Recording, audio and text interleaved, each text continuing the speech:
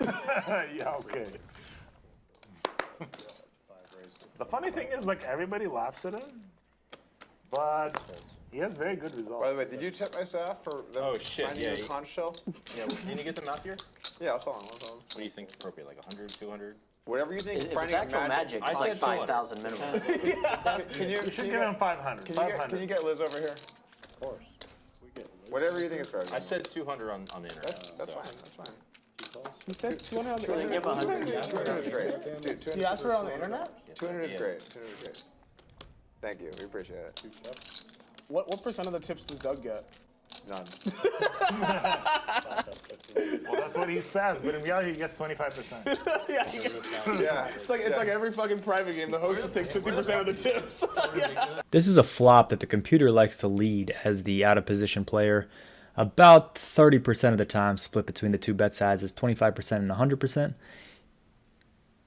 You can see a pretty high percentages with the fives, about a little over 50% of the fives, as well as suited kings, suited queens, suited jacks, suited tens, especially suited nines, especially the ones that have backdoor straight draws as well, along with some of the lower cards, 4-2, 4-3 that have a straight draw. Ace queen, Dan's particular hand right here, is betting about 30% of the time.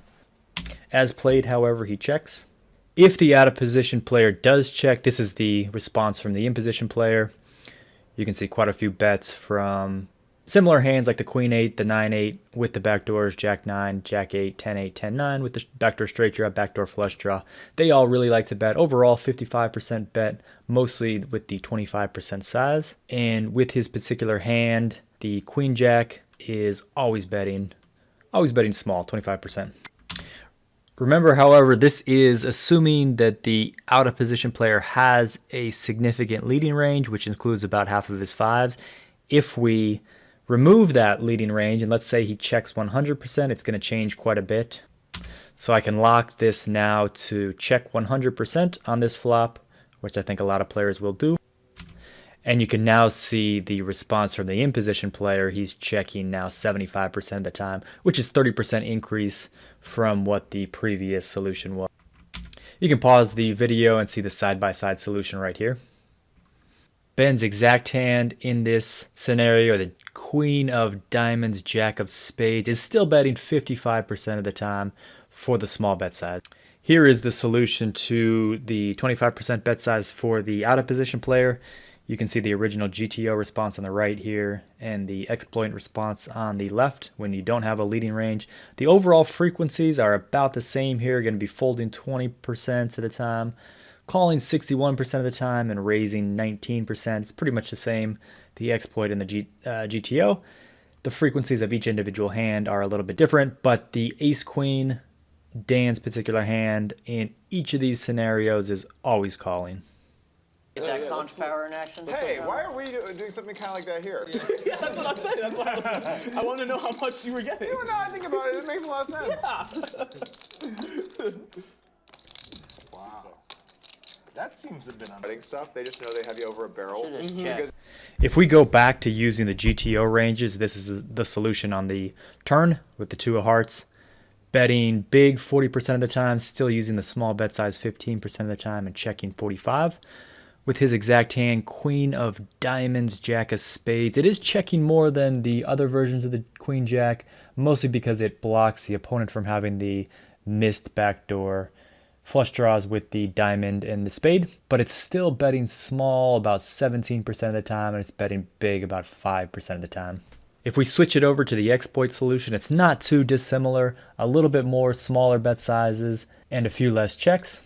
But this time with his particular queen jack suited diamond and spades, it's checking 100%. And that's because the out of position range has a few more of those nutted hands that we're not leading out. Then you say like, oh, it's too expensive. Like, what, do you not love her? Okay, that's cool. Yeah, that's the issue. It's like Ben chooses to bet 4,000 into an 11,000 pot here, which is about 36%. The computer prefers a little bit smaller bet size and a much bigger bet size, 25% and 100%, and uses both of them. In response to the 25% bet size, the solution with ace-king is always calling with every combination, along with ace-jack, ace-10, and most of ace-9. Let's take a look Now against 100% bet size, it does start to fold some ace queen, but never his particular combination of diamond and particularly the heart. Having a heart, whether it's ace of hearts or queen of hearts, is always continuing. They literally just have you over the bet. like nothing you can nothing you do can about do. Yeah, it's like, oh, you don't want flowers then? Like, you know. Like, Also, like wedding. flowers that aren't like super top, whatever the hell this flower is. I don't even can't pronounce it. Thank God we're only getting fake flowers. That's the one thing. Getting what flowers? Fake ones. Oh, okay. We are going cheap on that. Nice. Final Temple Doug, Kev in also the like box engagement today. rings, wedding rings. Yeah, scam. Like Kev just got insane, engaged like and 2 then, weeks ago. like, How does he the know all the argument is, answers like, to what, these you have questions like- already? Punish them. You know what I mean? Dan folds in this spot partially because of the difficulty he may face in playing the river out of position. Let's take a look at the river report now so that we'll be prepared. I've sorted it by equity, so these river cards are the best for the out of position player. You can see the ace. It realizes a little bit less than its fair share. Maybe a card like the 6 is still 60% equity, and he over realizes in that spot. At the bottom end of the spectrum here, the Broadway hearts are the worst river cards, 42, 43, 45% equity, in addition to the queen, jack, and 10 of any suit.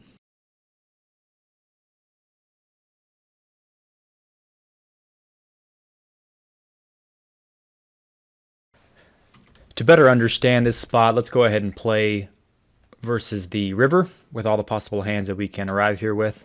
You can see when facing a bet here on the turn, the in-position player has a 53% range advantage and a pretty big high-end advantage, but we'll find some hands that we can fight back with. King, queen, not one of them. Jack, 8 of spades, not one either. King, queen, 1 heart does start to call 21% of the time. I'll use this as the random number generator to find a fold. 4s are calling 50% of the time, and this will be one of them. 7 of hearts on the river here. Good card for our range. 55% range advantage now for the out of position player here, and a pretty good nut advantage as well. 4s, however, still checking 88% of the time, and fold in when it faces a bet. We do get bluffed off, however, with the king, 9 of diamonds in that spot. Ace, queen is just folding. Ace, 3 of hearts is always calling. 8 of diamonds, we're checking 100%. Ranger's range, 50-50. He does bet again. We're mostly folding. 22% call. Oh yeah, set of 2s. All right, 3-3, we're calling here 100% of the time. You can see now why Dan was happy to fold. It's a pretty tough spot to play the river here. I don't think we've won a hand yet. 3s, we're checking on the jack of clubs. Finally, he checks back and we win with 3s. 7-4 is just folding here of spades. 8-9 is just folding. 6-3 is calling 90, raising 10. 4 hearts, we do have some leads as well. It's a good card for our range, 58% range. Advantage now, 63% of the time we'll be betting the small size, 25%. And we beat queen 10. We were beating it anyway. 7-7 is calling 100%. 10 on the river, ranges are about equal. We're checking 100% though with the 7s, and we're mostly calling when he does bet him. We lose to 6s. Ace-9 is just folding. 7-7 once again calling. Queen on the river, it's a good card for the in-position player. We check 100. He checks back a queen. Set of deuces on the turn. We are calling the bet 83% of the time. Good card for our range here. The 3, 65% range advantage, so we do use all the options here. Still mostly checking and just calling. 5 chip EV loss to raise here. There's the ace-5. Good hand. King 10 just folds. 5 deuce is mostly raising here. 71% raise. Queen jack. Ace queen, diamond and heart. I think this was his exact hand, so it's calling 100% here. Let's see how this plays out. We do have a 55% range advantage before seeing the last card. Last card of 3 once again gives us a 65% range advantage. And the ace queen is using all the options. 82% of the time checking. Ace deuce checks back. Ace 10 just folding. 8-7 just folding. 5, 6, 7, 8. Threes are calling 100%. 7 of hearts checking 93%. We do block the heart with the 3 of hearts. Still mostly folding. 88% fold. I think that's 7-7. 7-8 of hearts. Good combo draw here. 100% raise. No. Folds queen jack. It's a small raise size, 50%. King 9 is folding. 3-4 also raising 76%.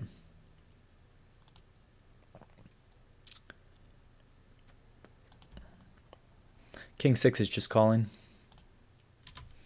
On the 6 of hearts, we are leading 100% pot. First time we've seen that option.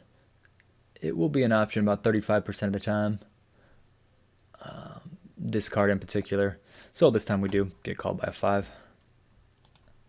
8-9 folding.